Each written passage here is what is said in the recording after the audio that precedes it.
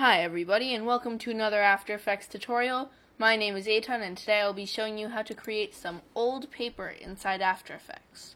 So here's a look at what we'll be making.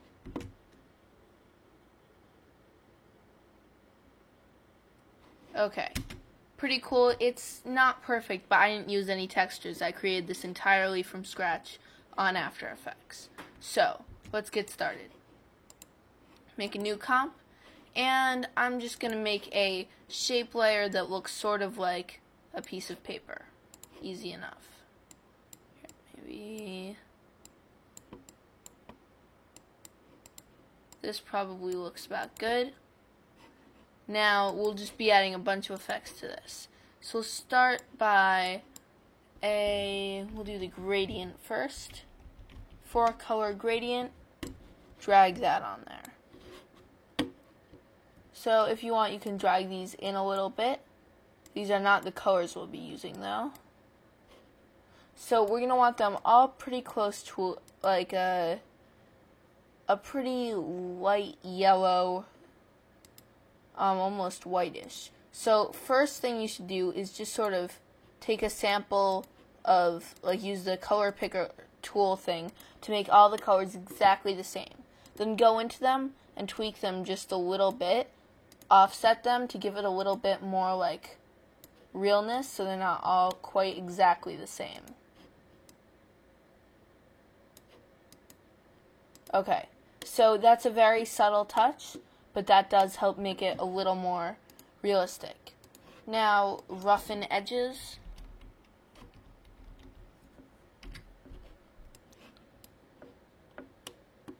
Okay, now just make sure it's just set to roughen, and then just turn up the border to, I think, yeah, I have it, around 30 maybe. Yeah, 30 is probably good if you turn the edge sharpness up. So it looks a little more like paper. There we go. That top especially really looks like old worn out paper. And you can just play with the evolution almost like it's random seed, sort of just trying to get the best look overall you possibly can. And maybe play with some of this stuff, but this seems like it's about good. So now I'm going to add a hue and saturation adjustment just to sort of bring down this saturation because it is a bit much. Alright, that's looking pretty good. Now, we're going to add an adjustment layer.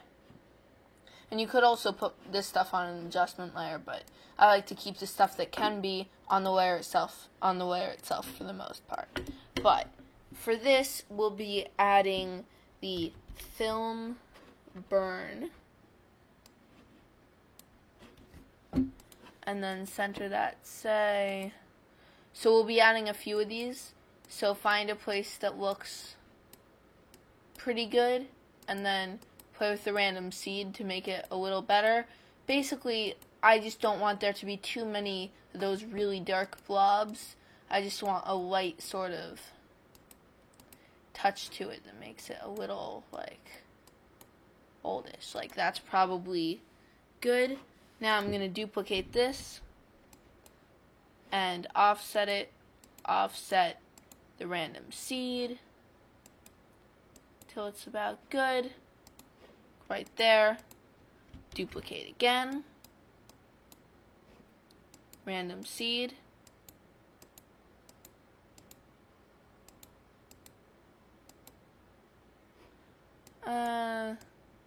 That's about good. Those blobs are a bit much, but it's okay. Duplicate. Bring down to the bottom. And random seed. Oh, that was fast. Okay. That looks about good. Those together seem a bit much, and that's the reason why I put it on the adjustment layer. So you can just sort of go through some of these different possible blending modes. Darken could be good. Alright, and then I might add a lightness. Oh, what was that? Brightness, they call it. Brightness, and then bring that down a little. There. Okay, and we can add another hue and saturation and drop the saturation yet again. So we have a pretty unsaturated. You don't want to take all the color out of it, just a fair amount. Okay, so that's looking pretty good. So now we can add some text. So I'm just going to type, I'll type ulearn FX. You can type whatever you want. This font I got was from dafont.com. It was free. And it's a really great license. I can use it for whatever I want, and it's completely free. Don't have to credit anyone or anything like that. Okay, so if, it's called Treasure Map Deadhand. So you can try dragging this under the adjustment layer. Probably won't do too much, but it will maybe put some of those splotches a little bit on top of the text. Okay, so we're starting to get a pretty good look there for our treasure map. And this doesn't have to be a treasure map. You can use this technique with anything you want for an old sort of paper. So now I'm going to pre-comp this. You don't have to, but I find it'll make things a little easier. Because now, page turn, add that on. So you get, I'm going to use a classic user interface. And say about there. Just a little page turn to make it, I don't know, I think that sort of helps. And a mesh warp. And this way, this will just sort of make it a little more imperfect. So it's not going to be, I'm going to probably set these to 10 by 10. This way you just get a little more control, but it's not overwhelming. So you just drag a point and then move it a little bit. For this, I would not go crazy. Just like play around with it a little so it's not quite perfect. There. And you're more noticing it with the text, but it is sort of bending everything. You can tell a little bit over there. So now we have a piece of paper. So now all we have to do is make this a 3D object. Hit P for position. Set a keyframe at the beginning. Not even sure that, oh, we're at the beginning. Perfect. And hold down Shift and press R. Set a keyframe for the orientation. Or you could do this with a 3D camera. It does not matter for this. But for if I'm just having the paper moving, I'm just gonna animate it like this. And so, oh, why did I get rid of that? I have to do it again. And R. Okay. So I'm gonna start it off maybe around here. And before I get all the way, I just want to set the rotation. So I'm going to use the W tool.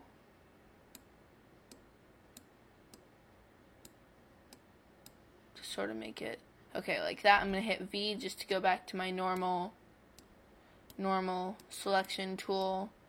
And we start there. Then it'll come down maybe about there.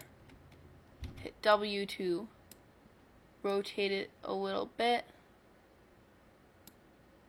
or more than a little bit if you want. Then I'm going to hit V again, move forward, bring it down a little more, hit W, rotate it again, hit move forward, hit V. This time I'm going to make it just about towards the end, and the copper out there. And we have this.